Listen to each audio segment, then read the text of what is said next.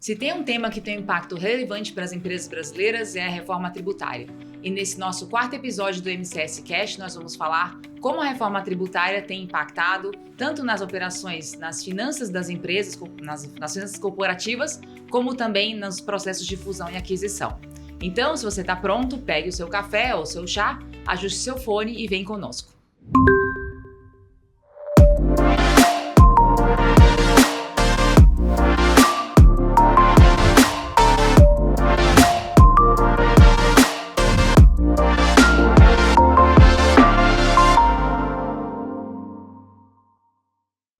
Olá pessoal, bem-vindo ao quarto episódio do MCS Cash.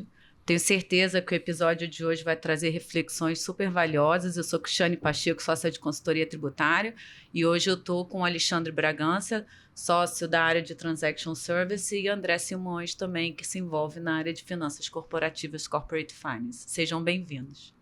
Obrigado, Verônica. Obrigado, Cris, pelo convite. Parabéns pela iniciativa. Eu falei aqui do outro episódio que eu participei. Eu acho que é muito relevante dividir esse conhecimento com o mercado, trazer, ser um fomentador de discussões, né? Acho que não tem verdade absolutas ainda definidas, está todo mundo nessa fase de entendimento, né, de legislação, mas eu acho que são temas super relevantes, tem gerado muita discussão. No outro episódio foi bacana, muita gente procurou, e então eu acho que é super válido, super rico. Parabéns pela iniciativa. Obrigado pelo convite. E Alexandre Bragança, ou a gente vai te chamar de Bragança ou a gente vai te chamar de Braga. Fiquem à vontade. Fica difícil de chamar de Alexandre. Os dois funcionam. É um prazer estar aqui com vocês. Muito obrigado pelo convite. É uma honra poder estar compartilhando um pouco da minha experiência profissional e poder dividir isso com a nossa audiência do MCS Cast. Legal. Quando a gente fala de reforma tributária, né, a gente já passou aqui por outros episódios onde a gente traz o impacto, né, efetivamente dentro do pacote de indiretos, da renda, preços de transferência, processos, a área, né, de rotinas contábeis e fiscais. Eu acho que tem um ponto relevante aqui quando a gente fala da parte de finanças, né? Eu acho que a reforma tributária trouxe uma série de mudanças que impactam e aí diretamente, acho que prioritariamente, no fluxo de caixa das empresas, né? Além disso, a gente também tem a parte quando a gente tem as diligências, né? Aquisições, enfim, fusões, que também a gente tem um impacto significativo quando a gente acaba olhando para esses números, né, que advêm desse tipo de projeto. André, você pode compartilhar um pouquinho com a gente quais são as principais mudanças sob a perspectiva de finanças que você enxerga quando a gente fala desse pacote de reforma tributária? Legal, posso sim, Cris. Sempre que a gente fala de finanças, né, pessoal, no final do dia a gente está falando do dinheiro no tempo, né, de projeções. Então, assim, qualquer mudança na regra do jogo vai impactar diretamente isso. Então, assim, indo para o caso mais extremo primeiro, né, nós sabemos que a nossa legislação atual, principalmente por conta de benefícios fiscais, em geral estaduais, etc., talvez, e a coisa está sendo definida ainda por legislação, né, eu acho que a gente tem um cenário extremo de que talvez empresas não sejam mais viáveis. Né? Então, eu acho que mais do que olhar só para dentro da empresa, né, a primeira avaliação tem que ser o meu negócio hoje, como ele está estruturado. A gente vai falar da parte de transações e aquisições, mas hoje, independente de uma futura transação, independente de qualquer impacto no fluxo de caixa que venha a ter no meu negócio, eu preciso olhar para o meu negócio hoje e entender se da maneira como ele está estruturado, ele é economicamente viável, ou se eu preciso fazer algum tipo, uma pivotagem no meu negócio para tentar mudar a natureza dele em si. Né? Então, acho que essa é a primeira grande avaliação que precisa ser feita. Né? E no Brasil, a gente sabe que não é uma exceção as empresas que utilizam de algum benefício fiscal e a concorrência e o mercado acaba nivelando isso para trazer para o nível de concorrência onde você só sobrevive com aquele benefício. Né? Então, acho que esse é o ponto de partida. Né? E aí, depois, quando você olha para dentro do negócio, aí sim, você vai ter a avaliação, o meu negócio é sustentável, só que impactos que isso vai gerar? E aí, como você bem trouxe, vai gerar um impacto de fluxo de caixa? Vai, né? Porque a gente sabe que o momento de recolhimento do imposto vai mudar, né? Então, isso vai gerar algum tipo de impacto e aí precisa ser visto em nível de endividamento, como é que as empresas vão se endividar mais ou menos, dependendo da necessidade desse fluxo de caixa, né? Qual o impacto disso em EBITDA, qual é o impacto disso em lucro líquido, em distribuição de valores, né? Isso que eu não estou nem falando ainda da reforma da renda, né? Porque se a gente for entrar nesse aspecto, ainda vai ser o tema mais relevante, mas eu acho que o primeiro é por aí que tem que começar. Né? Ao longo a gente vai depurando um pouquinho mais. E a própria mudança, né, da sistemática da tomada do crédito, que a gente agora tem a tomada do crédito mediante o pagamento, né, do IBS da CBS pelo fornecedor, e até trazendo um pouco do split payment nesse contexto também, que traz uma potencial postergação desse crédito, isso impacta diretamente nessa questão do fluxo de caixa que você está falando. Não tenha dúvida, Cris, não tenha dúvida. Impacta no fluxo de caixa, né? E pensando numa operação padrão onde o seu fornecedor vai recolher esse tributo. Que daí é uma segunda discussão, né? Assim, na teoria, você deveria levar essa sua avaliação de viabilidade para o seu fornecedor. Assim, será que o negócio do seu fornecedor é viável? Porque se o negócio do seu fornecedor não é viável, ele não vai recolher o tributo, como a gente sabe que é uma realidade do mercado brasileiro, muitas empresas em dificuldade de caixa se financiam através do não recolhimento de tributos, se financiam com o governo, só que hoje, quando ele não recolhe o tributo e faz essa gestão de caixa através desse recurso, ele prejudica a cadeia inteira. Né? Então, esse trabalho de viabilidade financeira deveria envolver você e pelo menos os principais fornecedores. Né? E num dos episódios a gente acabou passando e comentando que essa sistemática que o governo criou, ela vai gerar uma série de mini fiscalizadores privados também no mercado, porque o crédito ele passa a ser relevante também. E aí, Cris, vem um outro ponto importante, que é assim, como você vai demonstrar a qualidade das informações para você poder percorrer todos esses steps e conseguir ter uma clareza, demonstrar para a autoridade fiscal que você está com tudo em ordem. Então, qualquer tipo de reforço de governança que você faça vai te ajudar, inclusive, para uma eventual transação futura, um recebimento de um investidor, uma participação no seu negócio, eventualmente uma venda. Né? A gente não pode perder também de perspectiva. Até aproveitando que você está comentando sobre isso, Bragança, você acha que nos trabalhos que você faz, por exemplo, de aquisições, em que sentido a reforma tributária está impactando essas operações? O que você já está vislumbrando? Olha, Verônica, bela pergunta. Na verdade, quando a gente fala de transações de M&A, a diligência, a due diligence sempre foi muito importante para qualquer transação de M&A.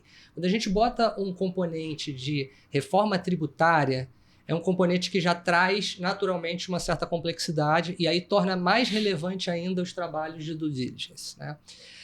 Lembrando que no trabalho de due diligence, historicamente, na área tributária, trabalhista previdenciária, a gente faz uma avaliação completa de 5 anos. Então vejam que se a reforma tributária vai estar sendo oficialmente iniciada em 2026, durante algum período a gente vai trabalhar entre o novo e o antigo. A gente vai ter o PIS e COFINS lá convivendo durante um período com a CBS. Então, isso é algo peculiar. A equipe precisa estar preparada para lidar com esse tipo de situação. E o componente de reforma tributária, ele sempre vai trazer algum tipo de desconforto para o empreendedor, para o empresário, no sentido de saber se ele vai ter a carga tributária dele onerada ou não. Se o viés da reforma tributária for de onerar a carga tributária dele, isso não necessariamente ele vai conseguir repassar os valores para a prática dos preços dele no mercado. E se ele não conseguir repassar, você vai ter uma pressão de margem. Uma pressão de margem vai fazer a empresa entregar menos resultado e, consequentemente, ter um valuation abaixo do que deveria. Ou né, um novo, comparativamente ao modelo anterior, você ter um valuation desfavorável. E isso traz um impacto muito grande para as transações, necessariamente. Então, a gente tem, por outro lado, se a gente for pegar historicamente, os trabalhos do due diligence eles foram evoluindo ao longo dos últimos 20 anos. Quando eu comecei a fazer due diligence lá atrás, a gente tinha uma abordagem que era basicamente orientada pelo risco. Você fazia o levantamento dos problemas, levava para o cliente e ele recebia aquilo e falava, bom, tudo bem, e aí, agora o que eu faço com isso?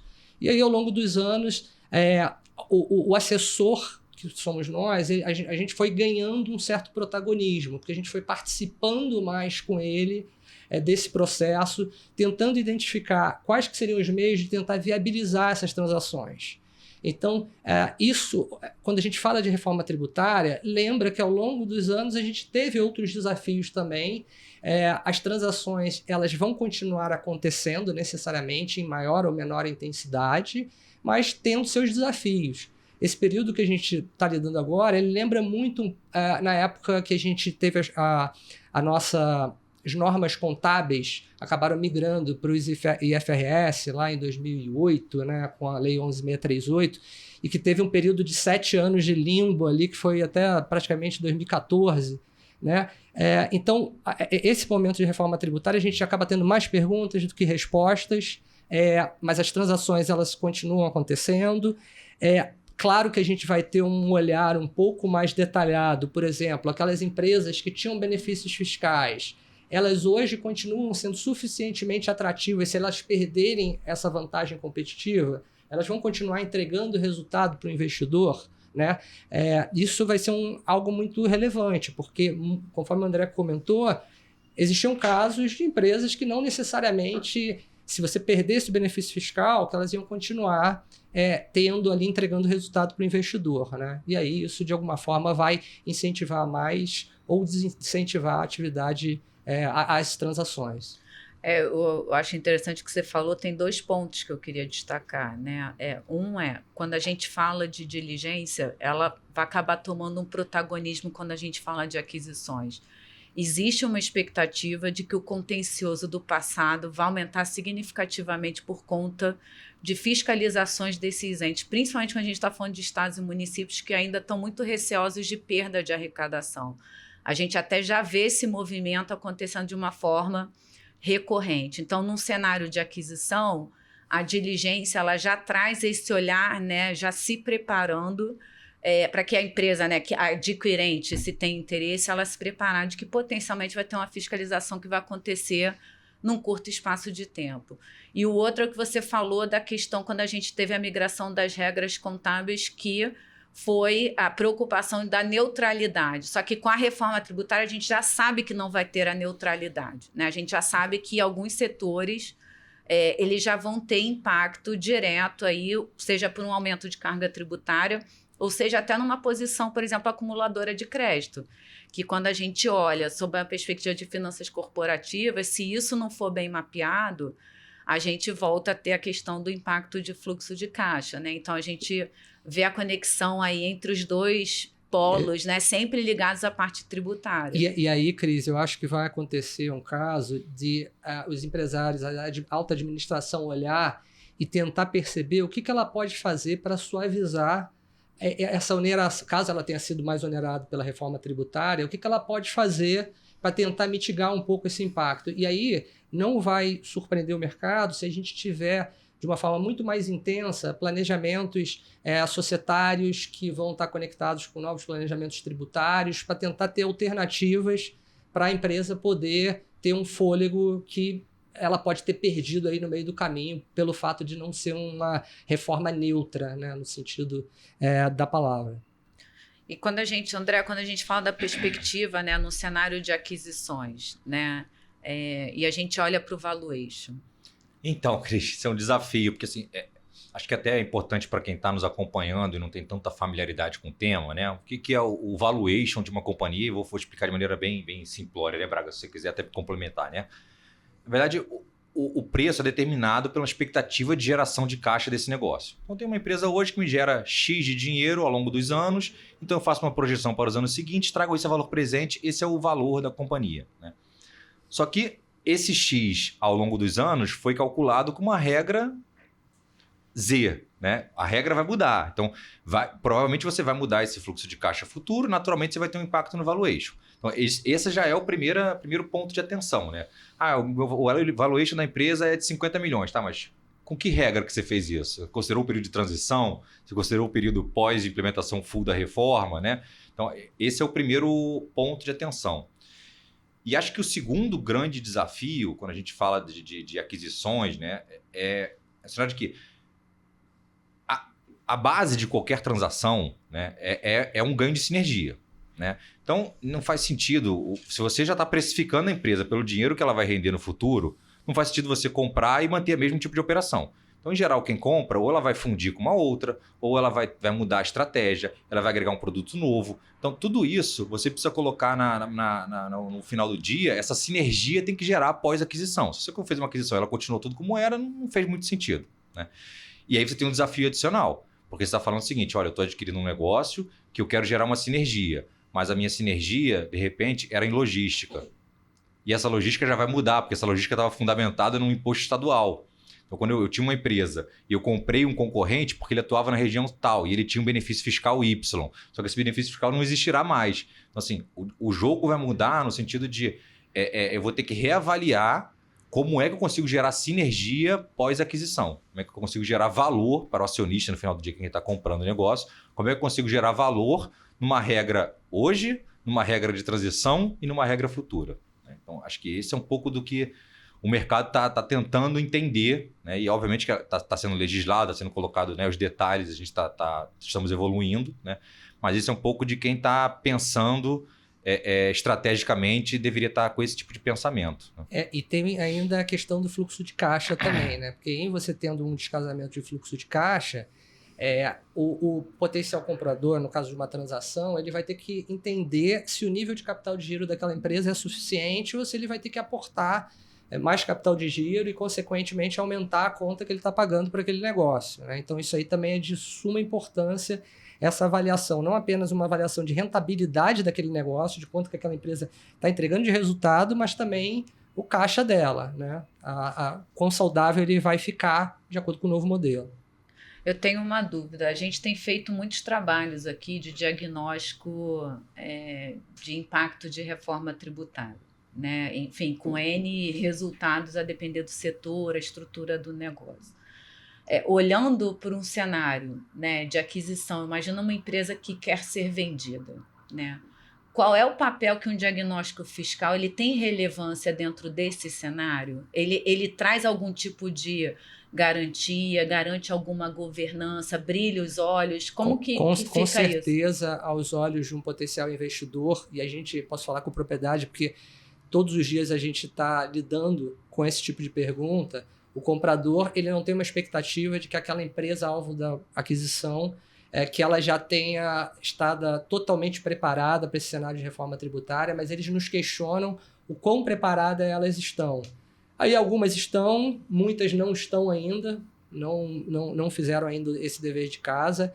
Fatalmente, aquelas que estão um pouco mais avançadas, elas passam a ter ali uma visão de um reforço de governança super importante e que vai ajudar, vai dar, frente a outros concorrentes, uma vantagem competitiva aos olhos do investidor. Então, fazer esse exercício previamente é algo de suma importância se ela quiser, de alguma forma, garantir a transação num período curto de tempo. Né? É claro que hoje as transações elas já não são, já não trazem mais o perfil de risco que a gente tinha 20 anos atrás, que muitas vezes os investidores ficavam ali 5 anos, a gente brincava, falava que eles estavam namorando, né? O comprador namorava o vendedor, até casar depois de 5 anos, que era o período que ele ficava monitorando para saber se aqueles problemas todos já tinham ido embora. Né? Então hoje a gente não vê problemas tão grandes como a gente via no passado, mas qualquer tipo de medida que reforce a governança é sempre muito bem-vinda pelo investidor.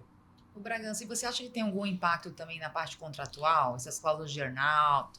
Perfeito. Né, contas escrotas, essas coisas. Só para as pessoas que não estão totalmente familiarizadas, é muito comum as transações, quando ela ocorre, o vendedor ser remunerado com base numa performance futura, que muitas vezes chegam ali entre 5 e 6 anos. Agora imaginem, a gente ter uma transação que fechou pré-reforma e que, com base na reforma, a empresa vai acabar tendo uma nova performance enviesada por conta das novas normas. Esse vendedor ele pode, de alguma forma, se sentir frustrado. Né?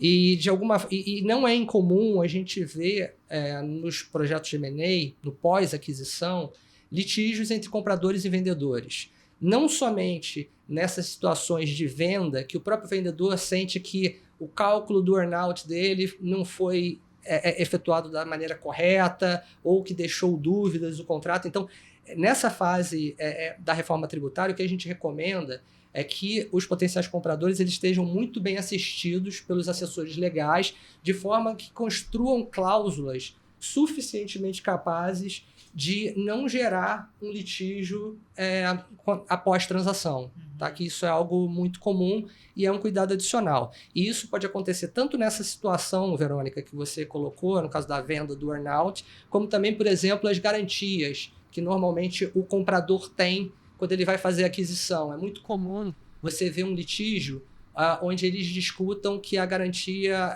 que o próprio vendedor descumpriu regras da garantia e isso acabar, de alguma forma, sendo algo litigioso em termos de discussão. Acho que tem um tópico que é bastante relevante quando a gente fala dos benefícios fiscais e financeiros de ICMS. Né? Assim, muitas empresas, né, fizeram as suas migrações e seus planejamentos sempre com esse viés, né, de capturar os benefícios fiscais de ICMS que existem, eu acho que em quase todos os estados, acho que exceto São Paulo, que é um que sempre manteve uma posição muito consistente de não conceder os benefícios de ICMS. Né? E isso eu imagino que tenha sido muito relevante para vários fechamentos de aquisições, né? Assim como quando a gente olha na parte de finanças também. A reforma tributária ela acaba com os incentivos fiscais, IBS e CBS não vão ter benefícios fiscais, vão ser objeto, e esses benefícios fiscais de ICMS eles têm data para acabar desde sempre, que é o final de 2032. Né? E aí eu queria ouvir um pouquinho, né, sobre a perspectiva de cada um de vocês, né, tanto da área de fusões e aquisições quanto da área de finanças, qual é a relevância desse tema? Eu posso começar. Esse tema é fundamental. Eu acho que esse foi o grande mote, aí, o grande dificultador, né? A grande discussão da reforma tributária. Sempre, acho que os nossos impostos estaduais, especificamente o ICMS. Né? Então, como você bem falou, as empresas montaram sua operação, sua logística, seu canal de distribuição, de armazenamento, tudo pensando, né, no viés tributário. Né? E agora tudo precisa ser trazido para a mesa de novo. Às vezes até de uma forma irracional, né? Porque muitas vezes, para capturar aquele benefício, ela ficava muito distante do próprio centro consumidor dela só para capturar aquilo ali. Né? Exato. Então, não necessariamente você vai ter só perda, né? Porque muitas vezes você vai perder o benefício, mas também você vai estar mais próximo do teu consumidor, você vai poder armazenar perto do teu principal fornecedor, vai diminuir teu custo logístico, teu custo de armazenagem, enfim. E até o tempo de atendimento e de entrega também, né? Totalmente. Entendeu? Então, assim, é um jogo novo, não necessariamente, né? Até porque o mercado precisa se adaptar, porque assim... Se todas as empresas que trabalham, por exemplo, sei lá, com distribuição de alimentos, né, a gente sabe que elas se baseiam em benefícios fiscais e todo mundo vai perder, então o jogo vai mudar para todo mundo, não é uma questão individual. Vai caber, sim, quem fizer o melhor estudo, quem fizer a melhor análise, poder tirar o máximo disso, né, desconsiderando e fazendo como se fosse todo mundo começando um jogo novo, todo mundo começando do zero. Então, acho que esse, mais do que nunca, é o momento de estar bem assessorado, de estar internamente, externamente, né, de ter esse tipo de reflexão, né, trazer para os mais altos níveis de governança, conselho de administração, se for o caso, para uma empresa regulada, né, o próprio empresário, o grupo controlador, o board, advisors, né, terceiros. Eu acho que esse é fundamental para a empresa avaliar, como eu disse no começo, o seu negócio como um todo, né, e também investimentos dentro do seu negócio. Né? Então, você tem um plano de abrir uma filial, você tem um plano de trazer um produto novo, alguma coisa que você faz dentro de casa que você importa, que você exporta, tudo vai ter que precisar ser revisto. Pode ser que um investimento que fosse viável na regra atual não seja viável na regra nova, ou o contrário. Né? Então... E eu acho até que a perda do benefício acaba escancarando um pouco a realidade operacional da empresa. Exato. Né? Ou seja, você tira esse benefício, quão sustentável ela continua sendo, quanto ela continua operando, quanto ela continua entregando resultado ali. Continua ou não continua? E aí, se não continuar, ou se for uma coisa que não satisfaça completamente a operação, aí você vai poder ter ali uma tendência de empresas maiores e mais saudáveis acabando absorvendo empresas menores, adquirindo e incorporando empresas menores. Né? Então, é um movimento que é isso que o André falou. A gente hoje não consegue ter uma clareza, a gente sabe que, olha... vai existir um movimento, né? Vamos ver qual que vai ser o resultado disso. O fato é, aquelas que dependiam único e exclusivamente de benefício tributário, no caso, o exemplo do ICMS, essas aí elas vão ter que se reinventar se elas quiserem continuar a ter uma perenidade. Outro dia eu estava até num evento, e aí eu estava com um grupo de board de uma empresa, e aí eles estavam comentando que estavam elaborando o plano quinquenal, né? O plano dos próximos 5 anos da empresa. Estávamos alguns meses atrás, então a questão da reforma já estava mais embrionária, né? E aí eu fiz a pergunta, mas vocês fizeram alguma avaliação, algum cenário de possíveis cenários da reforma, que até aquele momento... não, a gente fez tudo com base na regra atual. Eu falei, tá... Eu não, né? Com outras palavras, eu falei, isso é uma ficção científica que você está criando aqui, né? Porque esse plano não existe. A regra do jogo vai mudar. Você não dá para fazer um plano pensando em plano estratégico. Pensava com abertura de novos mercados, novos produtos, etc., se você não tem um embasamento tributário por trás. E no meu caso, né, que sou de indiretos, os benefícios fiscais de ICMS, eles sempre estão na pauta, né? Quando a gente fala desse ambiente de reforma tributária. E muitos clientes, eles têm questionado assim... Fora a parte tributária, né, que é um potencial aumento, né, do recolhimento do ICMS, porque ele vai sendo o benefício ele vai sendo reduzido de forma gradativa até o final de 2032. Em contrapartida, o IBS entra sem ter qualquer redução, né? Então, fora o impacto tributário, financeiramente, qual é o impacto que eu tenho com relação a esse período de transição do ICMS que acompanha o benefício fiscal, que aí eu acho que bate direto na área de finanças, pois né, André? Vai ter que ser uma gestão de caixa que já não é um movimento simples, né, no dia a dia das empresas. Vai ter que ser olhado com lupa. Não tem jeito, né? Tanto você olhando para frente, né, com previsão de, como eu falei, 3, 5 anos, quanto do mês que vem, né? Porque você tem variações, inclusive que a gente trouxe no começo, que o teu fornecedor pode não pagar o tributo e você não ter o crédito, né? Então, assim, mesmo você vai fazer um fluxo de caixa pensando num cenário A, mas você vai ter que ter um B, um C, um D, né? Porque várias movimentações podem acontecer e ter um impacto naquilo que você está desenhando. Então, de fato, é um movimento e é muito provável que as empresas tenham um reforço de caixa, né? E aí o Bragança falou no começo, vai ser o investidor que vai botar mais dinheiro, vai aumentar o nível de alavancagem com instituição financeira, né? Então, é toda uma gestão que tem que ser revista. Eu acho que o próprio escopo das due diligence tendem a ser ampliados, porque a gente sempre diz que o escopo ele tem que ser desenhado de acordo com o tamanho e com a complexidade de cada transação. E ao longo do tempo, assim, a gente vê em algumas situações transações muito pequenas que às vezes o papel da due diligence acaba sendo um pouco deixado de lado, do assessor, e a gente acha que isso não vai acontecer agora, porque você errar numa transação de M&A, ainda mais com reforma tributária, você pode ter um prejuízo grande, gerar um prejuízo grande. Então, os escopos das due diligence eles tendem a ser ampliados, pelo menos nos primeiros anos dessa fase transitória, até a gente chegar lá em 2032, ou até enfim, essa travessia que a gente vai fazer entre 2026 e 2032 ela é absolutamente crítica. Então, a gente acha que muita gente que acabava, de alguma forma, contratando um escopo mais light, mais high level, que a gente chama, ele vai querer agora ter um escopo mais profundo, justamente para tentar se proteger mais de situações que ainda estão muito incertas. E Braga, voltando um pouquinho no benefício, aí é uma curiosidade minha, né? Essa redução do benefício do ICMS, né, e a extinção dele, nesse período de transição, você acha que isso pode inviabilizar transações de aquisição? Não, eu acho que é muito... o ambiente de M&A ele é um ambiente com muita plasticidade. Ele é um ambiente que se adapta.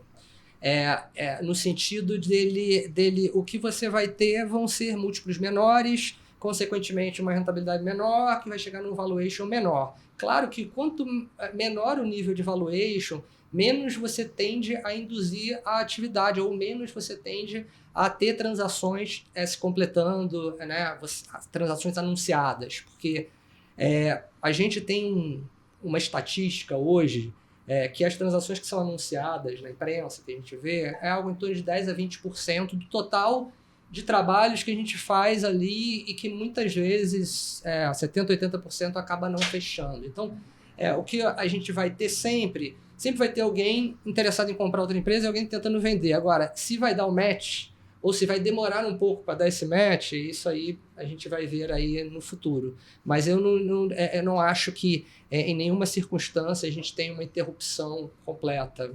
Mas no caso você pode ter um incentivo ou algo que vai demorar um pouquinho mais para acontecer. Eu acho que o Braga trouxe um ponto importante na outra fala dele, que a relevância do advisor, né? E eu vou até expandir mais do profissional que entende de tributos e que entende de finanças, né? Esse profissional ele sempre esteve na mesa, né? Acho que qualquer transação hoje, né, é feita com base nisso, mas eu acho que mais do que nunca ele ganha um protagonismo, né? Porque a qualquer tipo de investimento, seja um investimento interno, seja uma fusão, vai passar muito por essa pessoa e ele tem que estar muito seguro do que está sendo definido, né? Isso aí, com certeza, André. Ele tem que ter um conhecimento absolutamente profundo do negócio do cliente. E, em muitos casos, o sucesso ou fracasso de uma transação ele depende muito do advisor, né? Então, você escolher o advisor certo é super relevante. Você comentando, me lembrou, recentemente eu tive num evento grande de M&A, onde tinha um conselheiro de uma empresa que acabou de passar por uma transação, foi a CIMED, ela vendeu uma participação minoritária para o Fundo Soberano de Singapura, e o conselheiro, o José Roberto Litieri, ele estava exatamente dando ênfase nesse ponto, que é absolutamente relevante você trazer a bordo advisors que realmente entendam o que você está falando, não só por uma bagagem técnica que eles vão ter para poder identificar, dimensionar o tamanho dos riscos, como ele também tem um papel de conduzir o processo entre comprador e vendedor, conduzir o bom relacionamento. Porque um relacionamento, durante o processo do due diligence, a quantidade de informações solicitadas e de controles é algo que já tende a gerar naturalmente um desgaste. Então, você ter alguém que entenda daquilo ali, que saiba quais que são as informações e documentos que você pode conviver com a ausência e quais que você não pode, justamente para dar o tom, para ajudar ao seu cliente a negociar, é absolutamente fundamental. E ele estava pontuando muito isso, que isso faz ganhar tempo, é algo extremamente relevante e às vezes isso acaba sendo um pouco negligenciado ou subestimado, essa importância. E esse cara, esse advisor, ele que vai trazer as informações relevantes que vão determinar a real rentabilidade daquele negócio. Então, é absolutamente muito importante você ter essa segurança de que você está sendo bem acompanhado, que as coisas estão acontecendo, né? Então, o advisor ele tem esse papel absolutamente fundamental.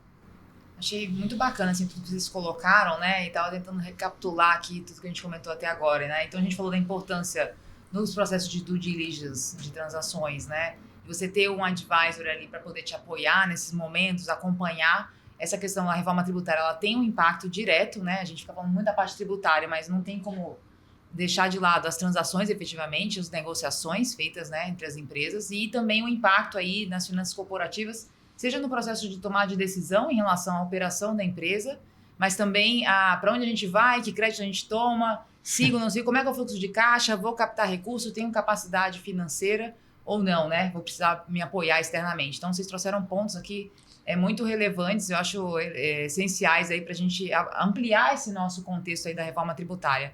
E aí, a minha pergunta para vocês é, como vocês acham que no dia a dia, na área de vocês conseguem colaborar com as entregas, assim, para os clientes aqui da MCS?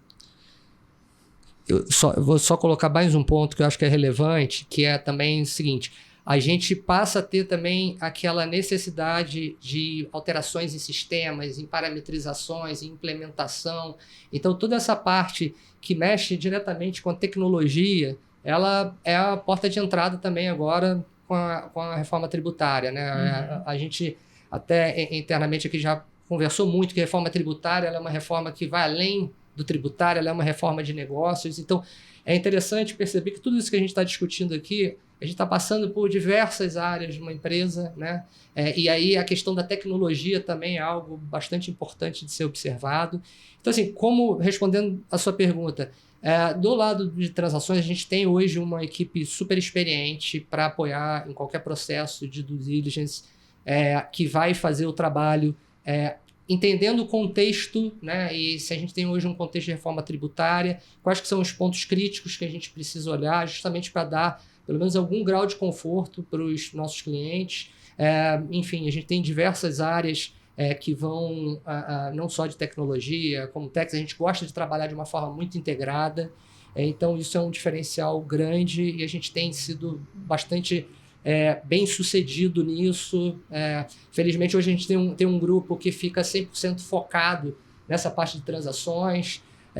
Ao longo dos últimos 3 anos, a gente vem sendo reconhecido pelo mercado entre as melhores empresas do segmento, que para a gente é um orgulho, sinal que a gente está seguindo aí no caminho certo, fazendo um bom trabalho. Então, a gente consegue apoiar bastante, com muita senioridade, com muita seriedade, sempre tentando entregar o melhor para os nossos clientes. Desculpa, André, um ponto até a gente comentou aqui também, né, ao longo de outros episódios, né, quando a gente fala da reforma tributária, não dá para pegar o pacote que está na legislação e tentar jogar sem entender a estrutura do negócio, né? Eu acho que num processo de diligência, né, eu acho que o perfil, né, do trabalho que a gente vem executando aí junto aos clientes, a gente se preocupa muito em entender do que é o negócio, né, ali dos projetos de M&A que vocês estão inseridos, né, e a estrutura do negócio, porque ela faz toda a diferença quando a gente olha para a legislação. Ô Cris, e com uma simetria de informação, tá? Porque a gente vai fazer o trabalho, muitas vezes, uma negociação.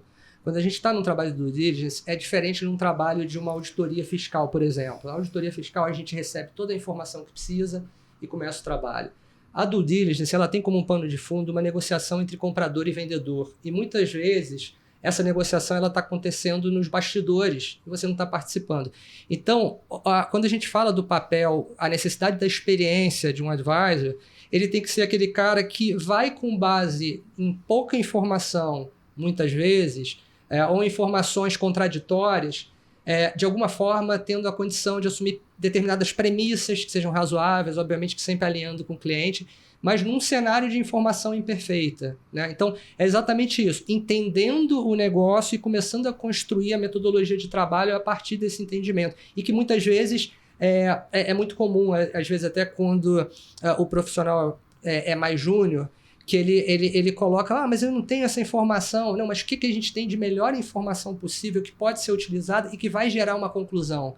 Porque o trabalho da due diligence, ele precisa gerar conclusões. Ele é base para alguém tomar uma decisão se vai fazer um investimento, se vai comprar uma empresa ou não. Então, a gente está o tempo inteiro utilizando a melhor informação e muitas vezes o vendedor não quer abrir determinadas informações estratégicas para o comprador. Seja porque ele pode ser um competidor direto e a transação pode não chegar ao final, ou por algum outro motivo dele segurar até um momento mais para frente. Então a gente está muito acostumado a lidar com essas situações e é exatamente isso que você falou. Entender o negócio é absolutamente crucial para a gente conseguir ter um bom resultado final. Desculpa, André, acabei te interrompendo. Não, imagina, foi ótimo. Eu vejo assim, Vê, a sua pergunta... Acho que a gente podia ficar umas 3 horas aqui para falar sobre isso no ambiente geral de reforma tributária, né? Eu trouxe aqui com o chapéu de finanças, né? Nós falamos da questão de a viabilidade do negócio em si, né? A viabilidade de investimentos futuros, seja uma aquisição, seja uma expansão, enfim. Então, acho que como finanças, já tem várias frentes que você tem que evoluir na empresa, né? Mas, tirando o chapéu agora de finanças apenas, né? E olhando como um executivo, eu acho que, e pincelamos isso também no episódio anterior, né? Eu acho que se estruturar como governança primeiro, né? Não adianta sair correndo e fazendo um monte de coisa. Então agora eu vou fazer. Aí daqui a pouco vem alguém de TI e fala assim, tem que ver se o sistema está parametrizado. Aí corre para ver se o sistema está parametrizado. Aí, vamos ver se a diligência que a gente fez, se o earnout vai ter que... Calma, eu acho que antes de sair correndo para um monte de frente, eu acho que é importante começar a organizar de cima para baixo, né? Então vamos organizar na gestão, não sei se criar um comitê, vai depender do porte da empresa, nível de estrutura, enfim. Mas pensar um plano estratégico, né, de quais são as frentes que tem que evoluir. Então, em TI, o que vai ter que ser evoluído? Qual é o prazo? Qual é o cronograma? Quem é responsável? Né? Em contratos, em diligência de fornecedor, em avaliação de investimentos futuros, em avaliação de perda de benefício fiscal. Então, assim, é um ambiente muito complexo, é um pouco do que a gente está trazendo aqui, acho que foi o originador aqui da nossa discussão, né? Que é uma coisa muito mais holística, né? Então, acho que ao invés de sair atacando um ponto, eu acho que o principal, na minha empresa, e a gente faz isso na FCS, né? Assim, peraí, quais são todos os impactos? Vamos primeiro identificar quais são todos os impactos e depois a gente vai traçar um plano de ação para ir atrás de cada um deles, né? Então, eu acho que E engajando o pessoal, né, André? Porque esse é um outro desafio, né? Porque você faz esse levantamento, você sabe quais são os problemas, mas se você não tiver um engajamento forte de todas as áreas, não vai funcionar. Bem lembrado. Acho que a primeira linha desse plano deveria ser pessoas, né? O primeiro plano deveria ser pessoas, tanto no aspecto de capacitação técnica, Então, por exemplo, a gente está falando aqui de finanças. O pessoal que faz teu orçamento conhece de reforma tributária? Se o cara está fazendo teu orçamento e não conhece de reforma tributária, teu orçamento está furado.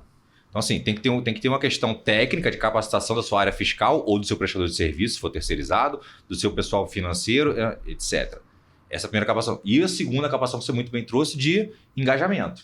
Né? As pessoas têm natural resistência à mudança e não é algo simples de engajar e colocar todo mundo na mesma página. Né? Isso é um ponto tão relevante que nos 4 episódios a gente comentou esse mesmo ponto, né? Do quanto que é importante o engajamento né, da organização como um todo quando a gente olha para a reforma tributária por conta dessas características multidisciplinares que a própria reforma traz, né? Das mudanças que ela traz. Então, esse é um ponto, de fato, que é bem relevante e que a gente vê na prática que é uma dor que o mercado está sofrendo, porque a gente passa por uma mudança de cultura, né? Sem dúvida, até porque é difícil, porque, assim, a gente fala assim, mas o carro está andando, né? Sim. Trocar o pneu, o carro andando. Então, assim, não é uma palestra, não é um e-mail, não adianta. Para as pessoas de fato se engajarem, tem que ser algo constante da pauta, com relevância, mostrar que a alta administração está patrocinando, está engajada no tema, né? Então, que essa mudança ela é lenta, mas ela tem que acontecer. Né? Legal. Pessoal, obrigada. Acho que o tempo passou rápido aqui. Foram ótimas inserções. Nossa. Queria agradecer muito a participação do Alexandre Bragança, do André Simões. Obrigada pela parceria aí com a Cris também. Foi um prazer, gente. Obrigado. Adorei aqui as trocas. Espero no futuro. Vou estar ansioso no próximo MCS Cast número 5. O bom é que a gente já tem uma pauta e uma agenda de assuntos que vão virar outros podcasts, né? Fora o que a gente receber da audiência também. Exato. Obrigado pelo convite, Verônica. Obrigado, Cris. Obrigado, Braga. Obrigado, foi um prazer. E, de novo, acho que contribuir e levantar pelo menos pontos de discussões, né? Não que a gente traga verdades absolutas, mas levantar pontos de discussões, eu acho que é sempre muito válido. Queria agradecer a participação de vocês. Eu, particularmente, eu adoro ouvir, porque foge, né, do espectro ali só do impacto da carga tributária. A gente vê a repercussão financeira, vê a repercussão, por exemplo, numa aquisição de negócio. Então, eu sempre aprendo muito também. Queria agradecer a vocês dois. Obrigado a todos vocês. Foi um prazer. Bom, pessoal, está acabando aqui o nosso podcast sobre a reforma tributária e os impactos nas áreas de finanças corporativas e transações. Agradecer a presença da Cristiane, do Alexandre e do André.